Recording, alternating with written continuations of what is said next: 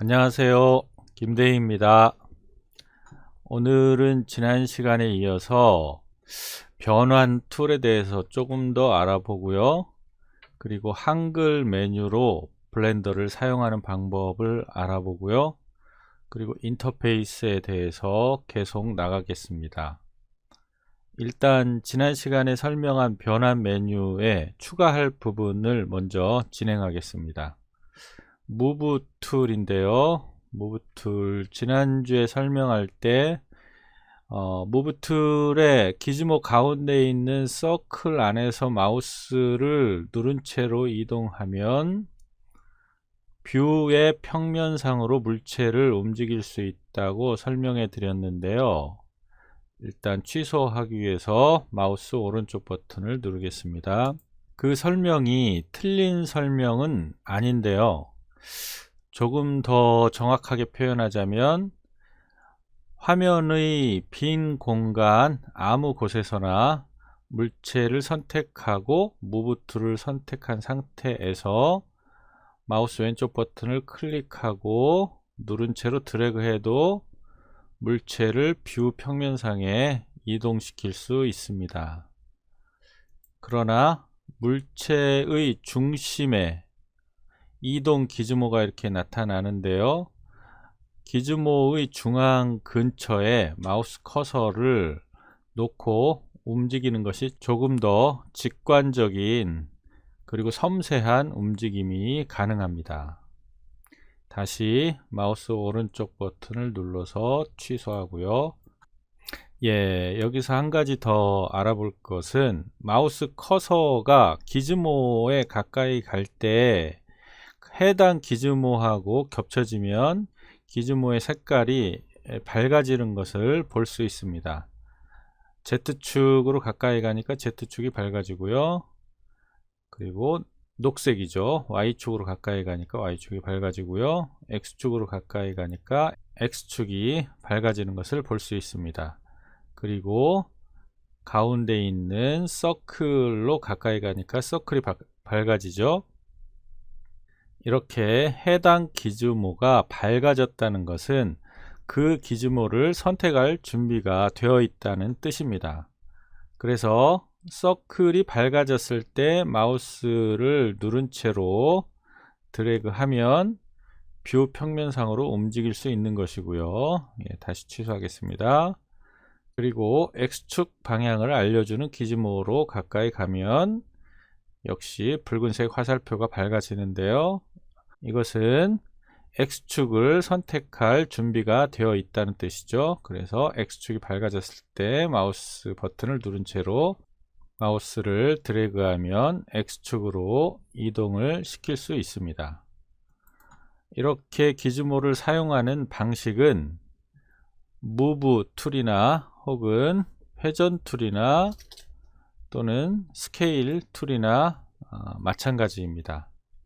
특별히 로테이트 툴에서요, 회전 툴에서 보면 이렇게 X, Y, Z 기즈모가 모여 있는 그 여백 공간으로 갈 경우에 이때 마우스 버튼을 누른 채로 드래그를 하면 X, Y, Z 아무 곳으로나 자유롭게 회전이 가능합니다. 이런 회전 방식을 트랙볼 방식의 회전이라고 합니다. 다시 취소하겠습니다. 로테이트 기즈모도 마찬가지죠. 기즈모로 가까이 가면 밝아지죠. 해당 기즈모가 밝아집니다. 뷰 평면으로 회전시키는 바깥에 있는 회색 기즈모로 가까이 가도 흰색으로 밝아지죠. 역시 물체가 선택되어 있는 상태에서 지난 시간의 설명에 추가하자면 커서를 뷰의 빈 공간 아무 곳이나 놓고 마우스 버튼을 누른 채로 드래그를 해도 뷰 평면으로 물체가 회전을 합니다. 즉, 뷰 평면 회전을 의미하는 이 회색 서클을 클릭하지 않아도 뷰 평면으로 자유롭게 회전할 수 있다는 의미입니다.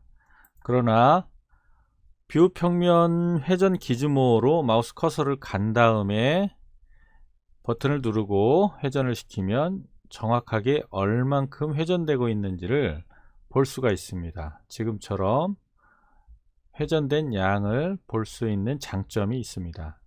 그 다음에 마지막으로 스케일 툴을 눌러 보겠습니다. 스케일 툴의 경우 기즈모 중앙에 있는 조그만 서클로 커서를 이동해서 서클 중심으로 갈 경우에 이때 커서를 조금만 더 움직여도 축 방향에 하나가 이렇게 선택이 될 수가 있습니다. 이 조그만 서클 안에서요. 지금은 녹색 Y축 기즈모가 선택이 됐네요. 그리고 좀 더 움직여 보면 X축 크기 조정 기즈모가 밝게 또 선택이 됐습니다. 그리고 이런 식으로 가다 보면 만약에 이렇게 X축 크기 조정 기즈모가 밝아진 상태, 즉 선택된 상태에서 마우스 버튼을 누르고 드래그를 하면 X축으로 커지는 것입니다. 이 방법은 상당히 예민하고 실수할 확률이 높기 때문에요. 스케일을 기즈모로 조정하실 때는 가운데에 있는 조그만 서클 안으로는 될 수 있으면 커서를 이동시키지 않는 것이 예상 밖의 결과가 나오지 않게 하는 방법입니다. 그래서 전체 크기를 한꺼번에 키우거나 줄이기 위해서는 가운데 있는 조그만 서클 안으로 커서를 이동하지 마시고요. 서클과 서클 사이에 있는 공간에서 마우스를 클릭해서 이동하시는 게 정확하고 편리한 작업이 가능합니다. 물론 바깥에 있는 서클 밖에서 마우스 버튼을 누른 채 드래그 해도 크기는 변화시킬 수 있지만 좀 더 섬세한 작업에는 불편함이 있습니다. 자, 그리고 단축키에서 한 가지 팁을 알아보겠는데요.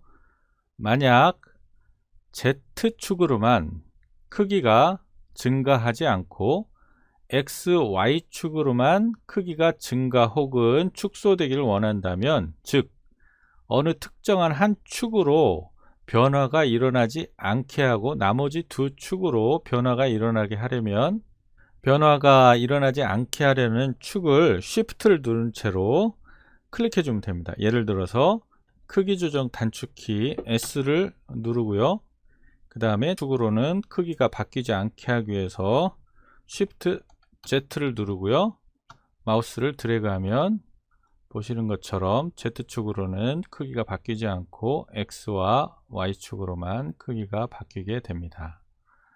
예, 취소하기 위해서 오른쪽 버튼을 누르겠습니다. 이번에는 이동 툴을 이와 같은 방식으로 사용해 보겠습니다. 이동 툴을 선택해 주고요.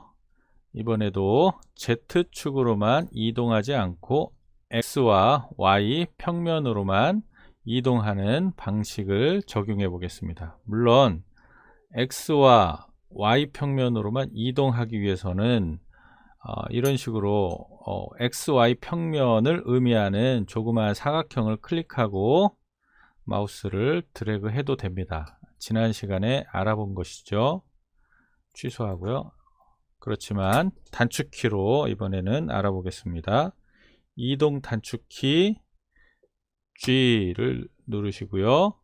그 다음에 Z축으로 이동하지 않게 하기 위해서 Shift Z를 누르고요. 그리고 이동을 하시면 X, Y축으로만 이동을 하게 됩니다. 좌측에 로케이션 X, Y, Z 박스를 보시면 X와 Y 박스만 변하는 것을 보실 수가 있습니다. 로케이션은 위치를 뜻합니다. 즉 물체를 이동시킬 때 위치가 변하는 것을 볼 수 있는데요. X와 Y에서만 변하고 있습니다.